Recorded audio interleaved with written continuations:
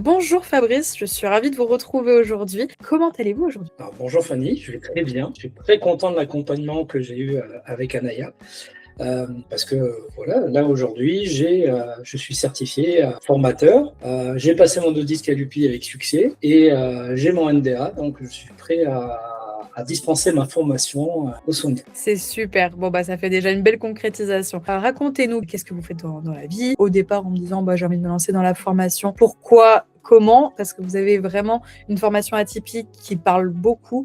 Donc, j'ai hâte que vous en parliez un peu plus pour que les personnes le découvrent. Donc voilà, Fabrice Plo, j'ai eu une carrière de 16 ans en informatique de santé. J'ai été ingénieur études développement, consultant interop et chef de projet IT.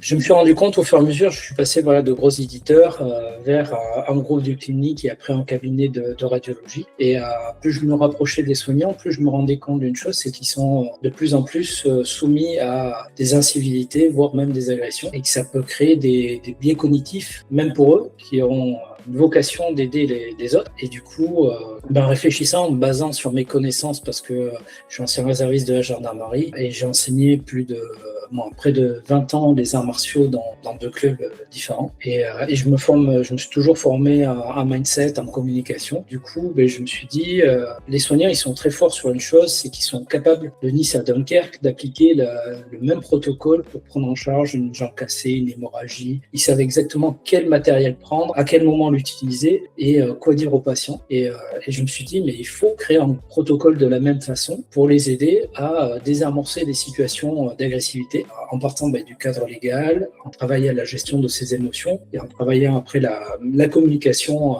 au sein de l'équipe et aussi la communication avec le patient et ses accompagnants, la communication desk notamment. Et aussi leur montrer comment avoir une approche tactique pour ne pas se mettre en danger, comment se protéger avec des segments simples comme les bras ou les jambes, et pouvoir ramener quelqu'un au calme avec des gestes qui ne détruisent pas l'agresseur, au contraire, qui va créer un choc émotionnel, mais l'amener au sol, le calmer, continuer la discussion comme on fait en gendarmerie, même quand on passe les menottes, on continue à parler avec la personne parce que le but c'est toujours d'éviter la surescalade. Soit je passais par du coaching, soit je passais par de la formation, parce que je me forme aussi à coaching avec David Laroche. Et en regardant vraiment mon public, ce qu'ils avaient besoin, je suis plus passé par une formation. Alors j'ai cherché sur Internet dans les premiers temps, ça me paraît assez complexe de créer un organisme de formation, d'être certifié, d'avoir Calliope. C'était très compliqué pour moi. Et comme j'ai fait beaucoup de recherches à un moment sur les réseaux sociaux, j'ai croisé une publicité d'Anaya avec Cindy qui expliquait qu'il y avait tout un accompagnement pour créer son EF, pour devenir certifié et être préparé à une certification Calliope. Je dis, c'est pas possible, bon, c'est génial. Je vais tenter l'expérience, je vais discuter avec soit du commercial, chargé de commercial, responsable pédagogique, directrice, formatrice, conseillère en formation. Je vais été accompagné de A à Z. Même en discutant avec le commercial au départ, mon projet l'a séduit, il l'a trouvé super intéressant, il avait une approche très humaine, ce qui m'a beaucoup plu, qui m'a donné envie d'aller plus loin. Et tous les échanges que j'ai eu à chaque membre de l'équipe Anaya, ça m'a confirmé dans cette voie-là, ça m'a confirmé dans mon projet, ça m'a permis aussi d'apprendre un nouveau monde, de nouvelles règles, parce que j'avais déjà travaillé sur le contenu de ma formation, mais grâce à ce que j'ai fait dans les cours, ça m'a permis justement de refondre ce mécanisme-là dans quelque chose qui était plus porteur. J'avais 6 thèmes au départ, 6 ateliers, je l'ai ramené à 3 avec 3 objectifs pédagogiques pour que les soignants à la fin soient capables de se gérer, soient capables de communiquer, soient capables de ramener au calme quelqu'un d'autre. Donc c'est des choses qui sont primordiales. J'ai gagné en clarté, j'ai gagné en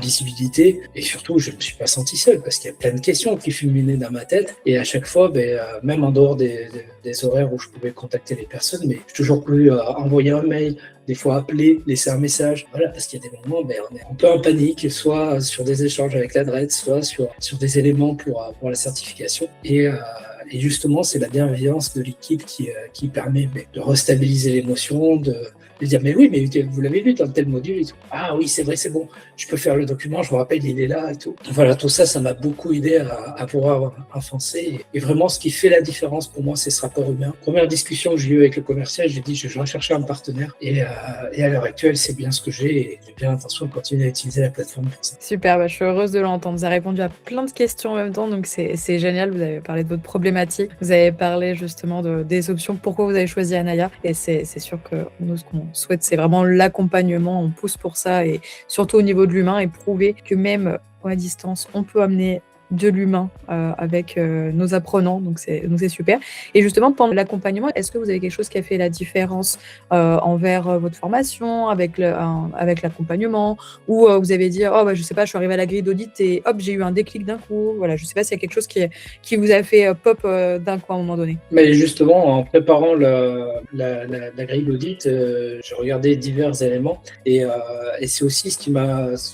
J'en ai parlé un peu avant, mais ce qui m'a fait basculer et repasser sur ma formation et restructurer chaque atelier pour le rendre plus compréhensible. À la fois en essayant de varier les langages aussi, en mettant des descriptions plus visuelles, en mettant des schémas aussi. J'ai fait plusieurs schémas pour permettre à la fois qu'il y ait un texte court, mais avec les éléments essentiels, un schéma qui représente les actions. Et dans ma formation, il y a cette projection au départ avec l'explication du contexte, de l'élément qu'on est en train de voir. Par exemple, le cas de la légitime défense, il va y avoir l'article de loi qu'il faut quand même présenter, je trouve que c'est important. Mais après, derrière, il y a un schéma avec les points essentiels comme la nécessité, la concomitance, la proportionnalité, et rappeler que c'est une bulle au niveau légal, quand même, c'est quelque chose qui peut permettre d'aller relativement loin, mais si on respecte tous les paramètres. Et aussi, derrière, il y a des mises en pratique, et du coup, c'est de savoir si on a le droit, jusqu'où on a le droit d'aller par rapport à l'agression qu'on a en face de soi. Si la personne met la main sur le bras, on n'a pas le droit de taper dans la tête.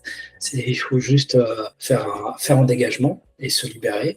Rappeler à la personne qu'on est dans un cadre de soins, qu'on est là pour l'accompagner, qu'on comprend son émotion, qu'on comprend qu'il y a des difficultés, mais qu'on est là pour essayer d'avoir un projet commun. Voilà, donc ça m'a vraiment aidé à repasser sur ma formation et à redéployer même chaque slide. Alors ça y un effet sur la structure générale, comme j'ai dit, de 6 points à 3 points à synthétiser. Mais derrière, au-delà de ça, on est allé détailler dans chaque slide le fait d'avoir une partie visuelle, une partie auditive, une partie peut-être plus sensorielle et des mises en application et après les mises en application, un débriefing entre les personnes pour essayer justement d'en extraire une vision commune. Parce que justement, chaque personne peut vivre la situation un peu différemment et on peut s'enrichir des témoignages des autres pour avoir à l'arrivée un outil qui est peut-être moins performant sur certains éléments, mais par contre qui va être plus commun, plus facile à échanger au sein d'une équipe. Très bien, c'est très clair et on voit que votre projet est bien ficelé et que ça fonctionne très bien.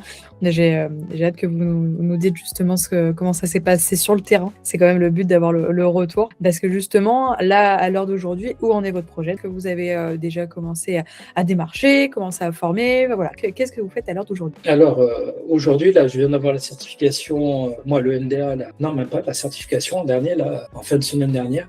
Et aujourd'hui, je suis en train de relire une dernière fois ma formation pour voir s'il y a encore des points que je peux simplifier ou rendre plus clair avec moins d'informations pour garder vraiment l'essence et ce que je veux transmettre. Et après, là, je commence à contacter les premiers clients. Et la semaine dernière, là, j'ai fait un dernier point avec la pharmacienne que j'avais formée, qui m'a refait des retours d'expérience sur la mise en application, où elle était contente justement d'arriver à prendre plus de distance émotionnellement pour servir ses patients. Et c'est amusant parce que ça n'est aussi servi pour discuter avec sa hiérarchie de la communication de DES. Et du coup, j'ai trouvé que c'était très intéressant de voir que c'est quelque chose qu'elle peut réutiliser sur d'autres éléments de sa vie personnelle. Super. Et faut pas hésiter justement à prendre ces retours pour pouvoir les présenter à vos futurs clients. Et aussi se dire que là, vous pouvez vous lancer, même si pour vous, là, vous avez encore des petites choses à avoir sur la formation. Ça sert, c'est un des indicateurs, le dernier indicateur 32, l'amélioration continue. C'est de là justement quand on commence les formations, qu'on les met en application, on va remarquer s'il y a des petites choses à améliorer. C'est en faisant justement qu'on se rend compte de ce qu'on peut améliorer. Nous, on le fait encore tous les jours, tant la formation, elle a quand même quelques années, mais encore tous les jours, on a des personnes qui nous disent: «Ah bah, ça serait bien comme ça», et c'est comme ça qu'on s'améliore, hein. Ok, j'ai hâte justement de mettre en œuvre et de faire évoluer la formation. Bah, c'est super. Et ben merci Fabrice. Ça y est, je posais toutes mes questions. Merci pour votre histoire, sur votre projet. Moi, je trouve que vous avez une formation qui a du sens, vraiment un vrai sens humain. J'ai moi-même une maman aide-soignante, donc je trouve que c'est quelque chose c'est quelque chose qui me parle beaucoup. Donc c'est vraiment génial. Et là, à l'heure d'aujourd'hui, pour les soignants, c'est vraiment pas simple. Depuis, ça commence à faire plusieurs années, ça commence à être très compliqué. Je pense que des projets comme le vôtre, ils ont vraiment un vrai sens. Donc, merci à vous. Et puis, dès que vous avez commencé à faire vos formations, n'hésitez pas à nous tenir au courant. Nous, on adore avoir des retours de nos apprenants. Ben, ce sera avec plaisir parce que voilà, moi je compte bien continuer à utiliser la plateforme et à continuer dans cette lancée et cet échange avec le partenaire Anaïs. C'est génial. Merci beaucoup, Fabrice.